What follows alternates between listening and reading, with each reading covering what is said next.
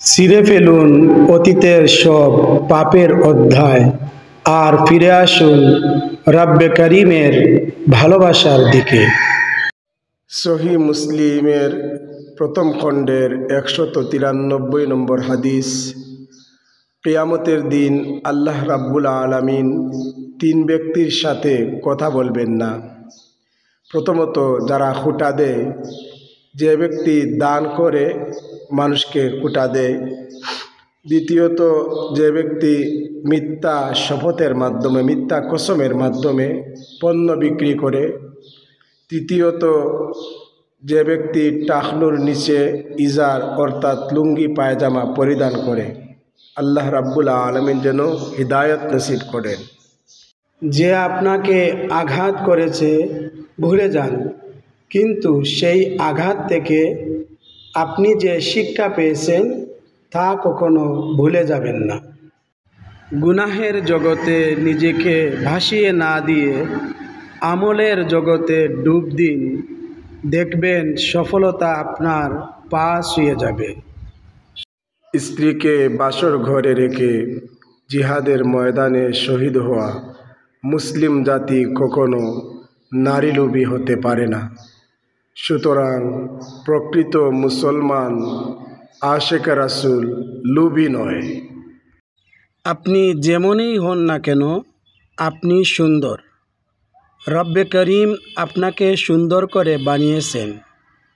দরকার শুধু আপনাকে দেখার মতো একজোড়া সুন্দর চোখ। রাসূলুল্লাহ সাল্লাল্লাহু আলাইহি ওয়াসাল্লাম বলেছেন, তোমাদের কারো মাথায় যদি লোহা দিয়ে আঘাত করা হয়, তবুও এটা তার জন্য ওই নারীকে স্পর্শ করা থেকে উত্তম যে তার জন্য বৈধ নয়। এমন মানুষের সাথে কখনো সম্পর্ক ছিন্ন করো না, যার মনে তোমার জন্য চিন্তা, সম্মান ও ভালোবাসা আছে। হারাম কখনো প্রশান্তি দিতে পারে না, না হারাম সম্পর্ক, না হারাম সম্পদ। হালালেই রয়েছে প্রশান্তি, দুনিয়াতেও এবং আখিরাতে। যারা অপেক্ষা করে তারাই পায়, আর তারাই হারায় যারা তাড়াহুড়া করে। হারামের আরাম নাই, ঘুষখোরের সুখ নাই, বেনামাজির শান্তি নাই, বেপরদা নারীর লজ্জা নাই, মদখোরের হুঁশ নাই, সুদখোরের বিবেক নাই, জেনাকারীর চরিত্র নাই, ঋণকারীর ঘুম নাই, ডাকাতের মনে মায়া নাই, চোরের কোনো ধর্ম নাই, গীবতকারীর দাম নাই, অলস লোকের কাম নাই, মিথ্যার কোনো স্থায়িত্ব নাই, সত্যের কোনো মৃত্যু নাই। আপনারা কি সকলে একমত? তিন ধরনের লোক বেশি পেরেশানিতে থাকে: সাহায্যকারী, দায়িত্বশীল, যার অন্তর পরিচ্ছন্ন। পরের হক মেরেছেন, ইবাদত কাজে আসবে না? আগে যার হক তাকে দিয়ে দিন, তওবা করুন, মাফ চান। বান্দার হককে আল্লাহকে পাওয়া যায় না। নিজেকে কিছুটা ঘড়ির মতো লাগে, প্রয়োজন ছাড়া কেউ ফিরেও তাকায় না। বাস্তবতা এতই কঠিন যে কখনো কখনো বুকের ভিতর গড়ে তোলা বিন্দু বিন্দু ভালোবাসাও অসহায় হয়ে পড়ে। বিয়েতে সর্বমোট 6টি কাজ করতে হয়। 2টি ফরজ, 1 ইজাব ও কবুল, 2 কমপক্ষে 2 জন সাক্ষী। 1টি ওয়াজিব, বিয়ের মুহর। 3টি সুন্নত, বিয়ের খুতবা, খেজুর বিলানো এবং দাওয়াতে ওয়ালিমা। এর বাইরে বিয়ে শাদীর মধ্যে আর কোনো কিছু নেই। বিয়ে করলে এমন একজনকে বিয়ে করুন যে আপনাকে চিন্তামুক্ত রাখবে। দ্বিতীয়ত, আপনার সাথে সদাচরণ করবে। তৃতীয়ত, আপনার হক ঠিকমতো আদায় করবে। চতুর্থ, আপনাকে আল্লাহর জন্য অন্তর থেকে ভালোবাসবে। পঞ্চম, যার স্পর্শে আপনার ঈমান বৃদ্ধি পাবে। ষষ্ঠ, যে আপনাকে তাহাজ্জুদ ও ফজরের সময় জাগ্রত করবে। সপ্তম, আপনার বিপদ আপদে আপনাকে সাহায্য করবে, সবর ধারণ করার শক্তি যোগাবে এবং সঠিক পরামর্শ দিবে।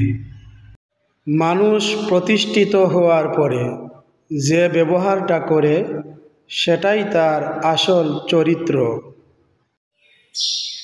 যদি কোনো খাবার পড়ে যায় তাহলে তা উঠিয়ে নিয়ে পরিষ্কার করে খাওয়া সুন্নাত। বোনের সম্পত্তি নিলেন মেরে, ভাবলেন বোন কত বোকা, শেষ বিচারে বুঝবেন আপনি দিয়েছিলেন নিজেকেই কত বড় ধোঁকা। বোনের সম্পত্তি নিলেন। লোভী আর স্বার্থপর কখনো সম্পর্কের মর্যাদা দিতে জানে না, তারা লাভ দেখলেই সম্পর্ক পরিবর্তন করে। নাউজুবিল্লাহ। সহিহুল বুখারীর 1941 নম্বর হাদিস, রাসূল পাক সাল্লাল্লাহু আলাইহি ওয়াসাল্লাম বলেন, একটি যুগ আসবে যখন মানুষ উপার্জন করতে একথা চিন্তা করবে না যে আমি হালাল পন্থায় উপার্জন করছি নাকি হারাম পন্থায়। শেখ সাদি বলেছেন, আমার যখন জুতা ছিল না বলে আমি অনেক কেঁদেছিলাম, কিন্তু আমি যখন দেখলাম একজনের দুটি পাই নাই তখন বুঝলাম আমি কতটা ভাগ্যবান। আলহামদুলিল্লাহ। প্রিয় নবী হজরত মুহাম্মদ সাল্লাল্লাহু আলাইহি সাল্লামের ভবিষ্যৎবাণী মিলে যাচ্ছে। নারী সংখ্যা বেড়ে যাবে, পুরুষের সংখ্যা কমে যাবে, মেয়েরা কাপড় পরেও নগ্ন থাকবে, সমাজের সর্বনিম্ন মানুষ ধনী হয়ে যাবে, উঁচু উঁচু ভবন নির্মাণের প্রতিযোগিতা হবে, সত্যকে মিথ্যা বলবে, মিথ্যাকে সত্য বলবে, সময় সংক্ষিপ্ত হয়ে যাবে, মানুষ দুনিয়ার সুখী হয়ে যাবে, নারীর আওয়াজ পুরুষের তুলনায় বেশি হবে। আল্লাহুম্মা গফিরলি, আল্লাহুম্মা গফিরলি, আল্লাহুম্মা গফিরলি। খুব বেশি হেসো না, হাসিতে সংযত হও, নতুবা এই হাসি কান্নায় পরিবর্তন হতে বেশি সময় লাগবে না। কেউ যদি আল্লাহ তাআলার সন্তুষ্টির জন্য কোনো কিছু থেকে বিরত থাকে, আল্লাহ রাব্বুল আলামিন তাকে তার চাইতেও উত্তম বিনিময় দান করেন। আর যে ব্যক্তি অপবিত্র বস্তু দেখা থেকে তার দৃষ্টিকে হেফাজত করে, আল্লাহ রাব্বুল আলামিন তার হৃদয়ে নূর ঢেলে দেন। দক্ষতা তৈরি হয় অভিজ্ঞতা থেকে, আর অভিজ্ঞতা আসে ব্যর্থতা থেকে। তাই ব্যর্থতা খারাপ কিছু নয়, এটা সাফল্যের প্রথম ধাপ। বুদ্ধিমান নারী কখনোই তার স্বামীকে অপমান বা মনে কষ্ট দিয়ে কিংবা কারো সামনে ছোট করে কথা বলে না, কারণ সে জানে তার স্বামী এই দুনিয়াতে তার সুখ দুঃখের সাথী এবং পরকালে জান্নাতের সঙ্গী। যার টাকা কম তার আপন মানুষও কম। এক সময় জালালউদ্দিন রুমিকে প্রশ্ন করা হয়েছিল, বিষ কাকে বলে?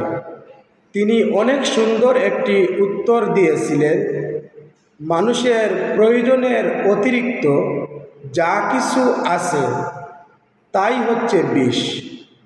এটি হতে পারে ক্ষমতা, সম্পদ, ক্ষুধা, অহংকার, লোভ, অলসতা, ভালোবাসা, উচ্চাকাঙ্ক্ষা, ঘৃণা বা যে কোনো কিছু।